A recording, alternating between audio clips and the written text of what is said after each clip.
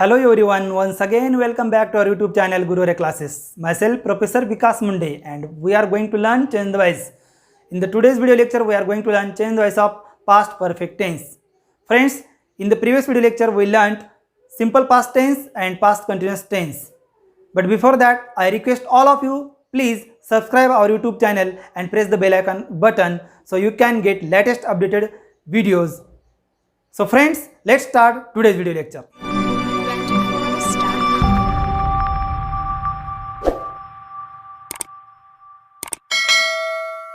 आज आपण changers of past perfect tense पाहणार आहोत. या ठिकाणी पूर्ण भूतकाळाचं ॲक्टिव्ह वॉइसचं पॅसिव्ह वॉइस कसं करतात हे खूप सोप्या पद्धतीने मी तुम्हाला समजावून सांगणार आहे. पास्ट परफेक्ट टेन्सचं जे स्ट्रक्चर आहे ते जर सांगायचं म्हटलं तर ते आहे subject plus had plus verb 3 plus object. परंतु पॅसिव्ह वॉइसचं स्ट्रक्चर वेगळं असतं. काय असतं चला पाहूयात. स्ट्रक्चर ऑफ पॅसिव्ह वॉइस लक्षात ठेवायचंय.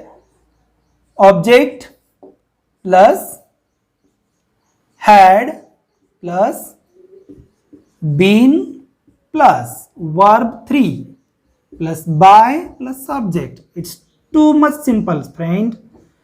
कारण यामध्ये बदल एवढाच आहे की बीन हा शब्द घ्यायचा आहे, बाकी तुम्हाला सूत्र सेमच आहे. आता पास्ट परफेक्ट टेन्स असल्यामुळे हॅड तर घ्यावा लागेल हे सर्वांना माहिती आहे. आणि सर्वात महत्त्वाचं म्हणजे या काळामध्ये प्रेझेंट परफेक्ट टेन्स सारखंच क्रियापदाचं तिसरं रूप असणार आहे आणि म्हणून सर्वांना हा खूप सोप्या पद्धतीनं शिकायला मिळणार आहे. नियम तुम्हाला 2 ते 3 नियमामध्ये हा change voice of past perfect tense अगदी कायमस्वरूपी लक्षात राहणार आहे तुमच्या, हे मी खात्री देतो. त्याचं कारण काय आहे, खूप सोपे मी नियम तुमच्यासाठी देणार आहे. तर विद्यार्थी मित्रांनो, तुम्हाला लक्षात आलं असेल तर 7वी असेल, 8वी असेल, 9वी असेल, 10वी असेल, 11वी 12वी या सर्व विद्यार्थ्यांना अगदी परीक्षेमध्ये येणारे वाक्य जे आहेत ते कसे असतात हे आता आपण पाहूयात. पण सर्वप्रथम स्ट्रक्चर नुसार जे रूल्स आहेत ते बघूयात. तर जो पहिला नियम आहे तो काय आहे बघा. सर्वप्रथम काळ ओळखणे.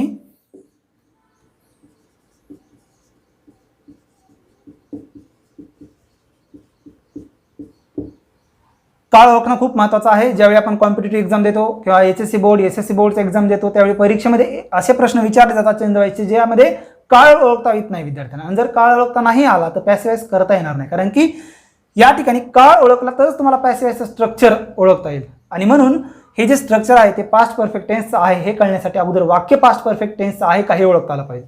तर विद्यार्थी मित्रांनो, म्हणून पहिला नियम आहे काळ ओळखणे. दुसरा नियम पाहूयात. त्यानंतर भूतकाळी सहाय्यकारी क्रियापद. सहाय्यकारी क्रियापद मी शॉर्ट मध्ये देतोय चाकरी. याचा अर्थ आहे सहाय्यकारी क्रियापद हेल्पिंग वर्ब. हॅड व पुढे बीन हा शब्द घ्यावा.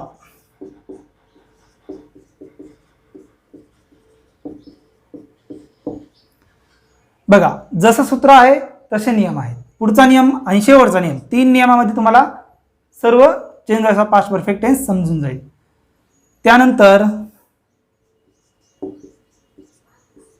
मुख्य क्रियापदाचे लक्षात घ्यायचे की मुख्य क्रियापदाचे तिसरे रूप घ्यायचे. दुसऱ्या रूपाचं तिसरं रूप करायचं नाही. मुख्य क्रियापदाचे तिसरे रूप घेऊन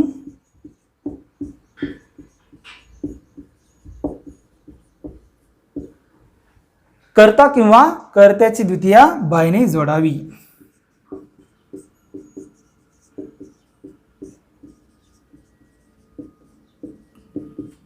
कर्ता किंवा कर्त्याची द्वितीया बायने जोडावी.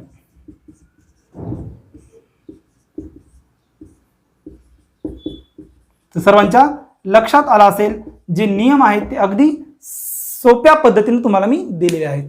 जसं की सर्वप्रथम काळ ओळखा, त्यानंतर भूतकाळी सहाय्यकारी क्रियापद हॅड घ्या व पुढे बीन हा शब्द घ्या आणि त्यानंतर शेवटी मुख्य क्रियापदाचे तिसरे रूप घ्यायचे आणि कर्ता किंवा कर्त्याची द्वितीया बायने जोडायचे आहे.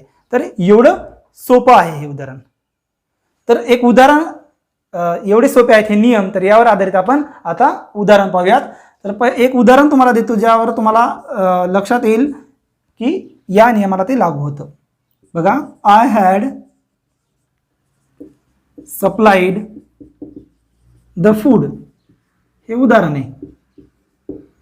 I had supplied the food, अगोदर मी काळ ओळखलाय, काळ ओळखल्यानंतर मला कळलंय की हा पास्ट परफेक्ट टेन्स आहे, कारण की याच्यामध्ये सब्जेक्ट हॅड वर्ब 3 आणि ऑब्जेक्ट आलेला आहे. ज्यावेळी असं असेल त्यावेळी सर्वांनी लक्षात घ्यायचं आहे की सूत्राप्रमाणे करायचं वाक्य. काय येईल सुरुवातीला? ऑब्जेक्ट, त्यानंतर हॅड, त्यानंतर बीन, त्यानंतर वर्ब 3, त्यानंतर बाय आणि सब्जेक्ट. या सूत्रामध्ये वाक्य कसं मांडायचं चला पाहूयात. पहिल्यांदा आपल्याला कर्म घ्यावं लागेल. या वाक्यातला कर्म आहे द फूड. त्यानंतर हॅड हा शब्द घ्या, त्यानंतर बीन हा शब्द घ्या. शब्द घ्या म्हणजे हेल्पिंग वर्ब आहेत, भूतकाळी सहाय्यकारी क्रियापद. ते घेऊन आपल्याला पुढे सांगितलेलं आहे कर्ता किंवा कर्त्याची द्वितीया बायने जोडायची, परंतु त्याच्या अगोदर काय करावं लागेल? क्रियापदाचं तिसरं रूप घ्यावं लागेल. The food had been supplied. आता बाय हा शब्द, बाय आयची द्वितीय व्यक्ती आहे मी. बघा सर्वांचं लक्षात आलं असेल. तर I had supplied the food, या ठिकाणी ऑब्जेक्ट द फूड घेतला, त्यानंतर हॅड हा शब्द घेऊन बीन सप्लाइड बाय मी, अशा प्रकारे हे होईल ऍक्टिव्हाइजचं पॅसिव्ह वॉइस. यावर आधारित काही उदाहरणं आता आपण पाहूयात. So friends, let see the examples of past perfect tense. जे पहिलं उदाहरण आहे ते आहे they had rewarded her in cash. They had rewarded her in cash. याच्यामध्ये आपल्याला पॅसिव्ह वॉइस करत असताना लक्षात घ्यायचं आहे हरची प्रथम व्यक्ती अगोदर घ्या, शी. त्यानंतर सूत्राप्रमाणे आपल्याला उदाहरण करावं लागेल. जे मगाशी मी फॉर्म्युला दिलेला आहे त्या पद्धतीने हॅड घ्यावं लागेल.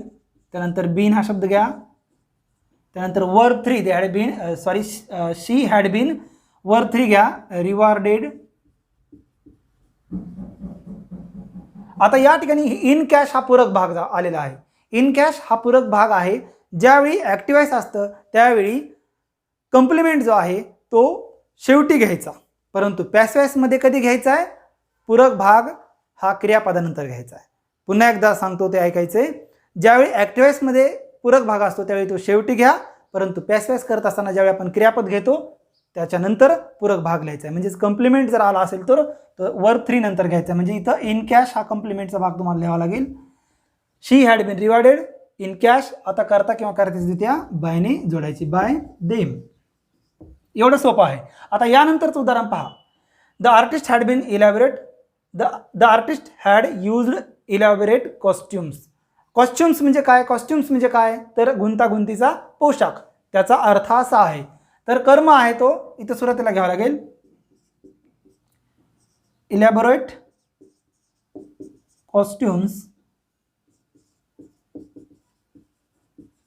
सूत्राप्रमाणे हॅड येईल, त्यानंतर बीन, त्यानंतर वर्ब 3 आहे युज्ड, तो जसा तसा घ्या, कर्त्याची द्वितीया बायने जोडायचे, बाय द आर्टिस्ट. एवढं सिंपल आहे पॅसिव्ह वॉइस. त्यानंतरचं जे उदाहरण आहे ते बघा. Boys had played female roles. या ठिकाणी जे कर्म आहे ते आहे फिमेल रोल्स, म्हणजे मुलांनी फिमेल रोल केलेला होता. तर ऑब्जेक्ट जो आहे तो या ठिकाणी घ्यावा लागेल सुरुवातीला, फिमेल रोल्स, त्यानंतर हॅड येईल, त्यानंतर बीन, वर्ब 3 घ्यावा लागेल. यामध्ये सिंपल एवढं आहे की जे ऍक्टिव्ह वॉइस मध्ये वर्ब 3 आहे ते जसं तसं खाली घ्यायचे, प्लेड. त्यामुळे उदाहरण चुकायची जास्त चान्सेस नाही आहेत. Female roles had been played by boys. अजून एक गोष्ट या वाक्यामध्ये तुम्हाला लक्षात ठेवायची की फिमेल रोल्स अनेक वचनी जरी शब्द असला तरी ते हॅडच घ्यावं लागतं. म्हणजेच पास्ट परफेक्ट टेन्समध्ये आपल्याला एक वचनी असेल काय आणि अनेक वचनी असतील काय, जे हेल्पिंग वर्ब आहे ते हॅडच घ्यायचे. त्यानंतर शेवटचं उदाहरण बघा. The cat had chased a rat in the house. पॅसेजमध्ये या ठिकाणी अगोदर तुम्हाला ऑब्जेक्ट घ्यावा लागेल, अ रॅट, हॅड बीन, सूत्राप्रमाणे करायचं उदाहरण, चेस्ड. त्यानंतर पूरक भाग आला असेल तर वर्ब 3 नंतर घ्या, in the house by the cat. तर या पद्धतीनं change voice of past perfect tense तुम्हाला लक्षात आला असेल. I hope you will understand this topic well. We will meet in the next topic. Please subscribe our YouTube channel and press the bell icon button. We will meet in the next part. Keep watching. Thank you friends.